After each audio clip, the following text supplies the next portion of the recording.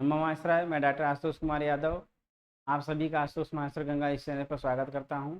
अभी तक हमने दीर्घ और गुण संधि को पढ़ा। अब हम आज इस वीडियो में आपसे एड़ संधि के विषय में चर्चा करेंगे। इसका सूत्र आपके समक्ष दिख रहा है, इको एड़चि। तो क्या है? इको एड़चि है, यह एड़ संधि का मूल सूत्र है। ठीक है। अब इसके बाद जो इसके नियम हैं, जो इनसे संबंधित परिभाषाएं हैं, उसको हम आपके ग्रंथ में जो दिया गया है उसी के हिसाब से देखना चाहेंगे, क्योंकि आपके पास तो वही किताब है तो आप पढ़ रहे हैं। तो देखिए यहाँ पर दिया हुआ उसका विस्तार रूप, तो इसको थोड़ा सा हम लोग देख लेंगे। देखने के बाद फिर आपको अलग से हम एक डायग्राम के रूप में आपको करेंगे। विश्वास रखते हैं कि आपको समझ सारी बातें आ जाएंगी।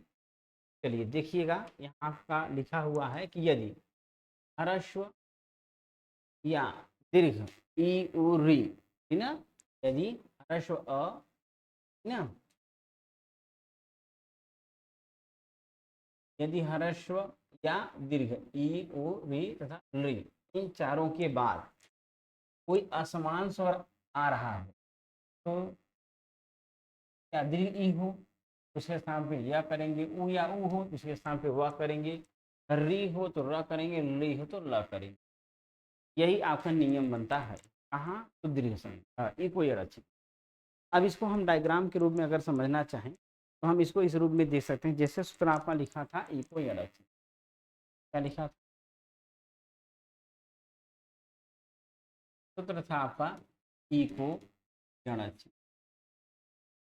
हमने आपको बार बार बताया है कि आप विभक्तियों का जरूर केयर करेंगे। तो यहाँ लिखा है, अलग करेंगे इकह यड़ और प्लस अचि।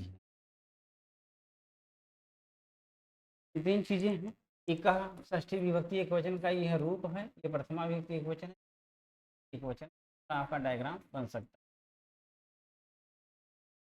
यहाँ रहेगा इक, यहाँ रहेगा अच, और यहाँ रहेगा यण।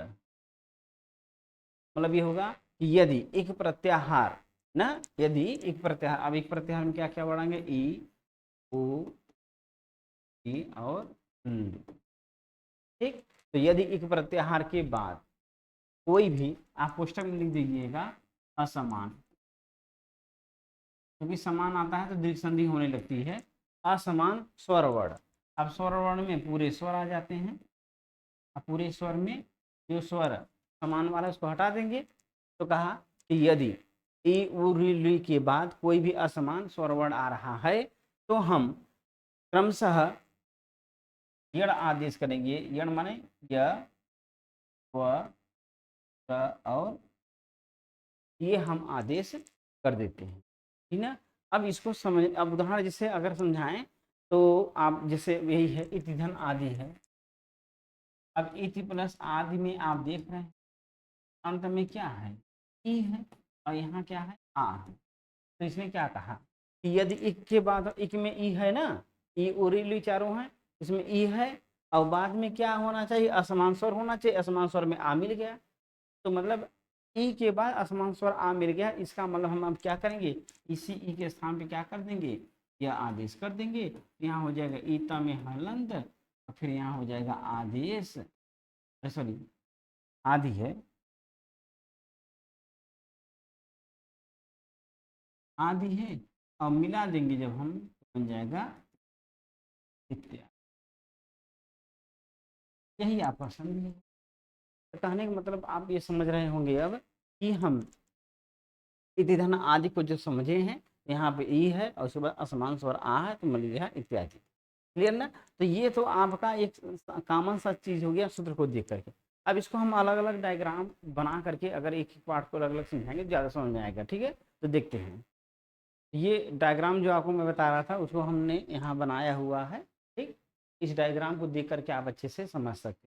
देखिए सिंपल सी बात ये रहा है कि इसके बाद क्या रहे? असमान स्वर रहे। स्वर रहेंगे कोई भी, लेकिन असमान रहेंगे, समान नहीं। समान होने पर दीर्घ संधि हो जाती है, यड़ होगा। मतलब इसको सिंपल सी परिभाषा में ऐसे समझिए, अगर ई उ री और ली, ये चारों पहले हैं और बाद में असमान स्वर है। ठीक है, तो आप ई के स्थान पे क्या करेंगे, यह करेंगे, उ के स्थान पे वह करेंगे, री के स्थान पे करेंगे, री के स्थान। इसको क्यों करते हैं, इसको भी समझ लीजिए इसी समय। ई का उच्चारण है कंठ है, उ का तालु है ना, अरे ओष्ठ है,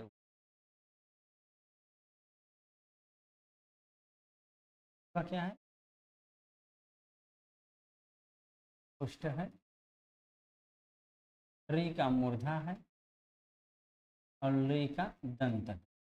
इसी आधार पे यह का भी कंठ है, इचुसा नाम कंठ है, औ का औवा का भी ओष्ठ है, वकार दंत ओष्ठम, दंत ओष्ठ है, कोई दिक्कत नहीं, इससे हो जाएगा। री का मूर्धा तो र का भी मूर्धा, और री का दंत है तो ल का भी क्या, इसलिए ऐसा आदेश बस ई का उ का व, री का री, र और री का ल आदेश होता है। अब आप यहाँ देखिए परिभाषा ये था कि ये जो इक रहेगा ये हर्ष भी हो सकता है और दीर्घ भी हो, ये चीज़ें आप दिमाग में रखेंगे। ये नहीं सिर्फ आपके दिमाग में सिर्फ हर्ष चले, हर्ष भी हो सकता है और दीर्घ भी हो सकता है। अब इससे पहले हमने हर्ष का दिखाया, फिर आगे हम आपको दीर्घ वाला दिखाएंगे।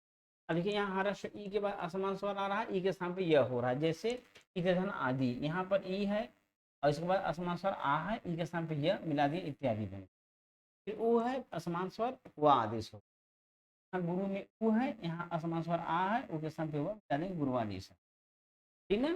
तो क्रमानुसार हम समझेंगे, कोई दिक्कत नहीं रहेगा। अब री को देखते हैं, री के स्थान पे र होगा असमान स्वर होने पर, यहाँ पितृ में री है, बाद में आ असमान स्वर है, अतः र कर देंगे पितरादेश। लृधन असमान स्वर फिर ल बन जाएगा, लृधन आकृति री स्वर है और आ आपका असमान स्वर है, बना देंगे लाकृति। अब आते हैं दीर्घ वाले में। अब दीर्घ ई असमान स्वर आना चाहिए बाद में, फिर यह होगा जैसे नदी धन उर्मी, नदी में ई है, असमान स्वर उ है, मिला दिए नदी उर्मी बन जाता है। फिर यहाँ दीर्घ उ असमान स्वर वह आदेश होगा। अब वही बात है, चाहे हरस ई हो, चाहे दीर्घ ई हो, चाहे हरस उ हो, चाहे दीर्घ उ हरस री हो, चाहे दीर्घ री हो, और री का दीर्घ होता ही नहीं है, आदेश होगा यह वर ल। अब यहाँ पर वधु में उ है और आदेश में आ असमान स्वर है, उ को वह आदेश करेंगे, बन जाएगा वध्वादेश। अब इसके बाद जो आपका री है और री, इसका उदाहरण मिलता नहीं है, तो आपके ग्रंथ में उपनियम करके दिया होगा या वैसे ही दिया होगा, उसको भी हम आपको दिखा दे रहे हैं, तो उससे हम आप इसको अच्छे से समझ सकते हैं। यहाँ उपनियम दिया नहीं है, सिर्फ वैसे ही बता दी है, बाकी सारे उदाहरण आपके समक्ष दिया गया है, देख लीजिए। अतिधन अधिकतम, अत्यधिकम, अतिधन आचार अत्याचार, यदि धन अपि अद्यपि, इस तरह से सारे उदाहरण आपके समक्ष हैं। तो आई होप कि मैं समझता हूँ कि आप इको यश या जो यश संधि है आप इसको अच्छे से समझ लिए होंगे, और अगर अच्छा लग रहा होगा तो ज़रूर आप अपने मित्रों को, अपने दोस्तों को, अपने परिवार वालों जो भी हैं, जो ये कक्षा 12, 9, 10 कहीं भी क्लास के, उनको संधि की ज़रूरत है, नहीं समझ पा रहे, नहीं जान पा रहे, तो उनके पास ज़रूर आप शेयर करिए, ठीक। तो आज के लिए इतना ही, यश संधि यहीं समाप्त होता है। नमः शिवाय।